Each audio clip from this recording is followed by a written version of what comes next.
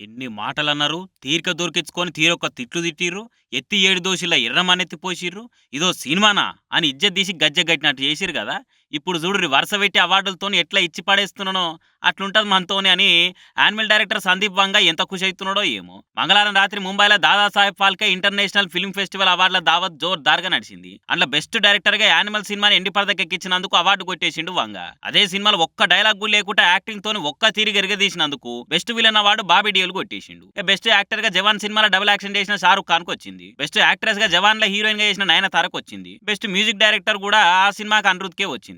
కానీ animal cinema మీద చిన్న పంచాదులు వేసినాయా, తక్కువ కాంట్రవర్సీలు వచ్చినాయా, ఆఖరికి పార్లమెంట్ లో కూడా మాట్లాడే అంత రచ్చ చేసినా గానీ అటు కలెక్షన్లల్లా ఇటు అవార్డులల్లా కూడా ఏడ వెనక పోకుండా అర్జన్ వ్యాలీ మే అని ఆర్ఆర్ వేసుకొని చూసుకోబోతుంది సినిమా. ఉన్నటికి మొన్న ఫిలిం ఫేర్ లో 6 అవార్డులు కొట్టింది యానిమల్ సినిమా. ఇప్పుడు ఇంకో 2 అవార్డులు. సందీప్ వంగ ఇంటికి పోయి జమాల జమాలే అని డాన్స్ చేస్తుడు కావచ్చు.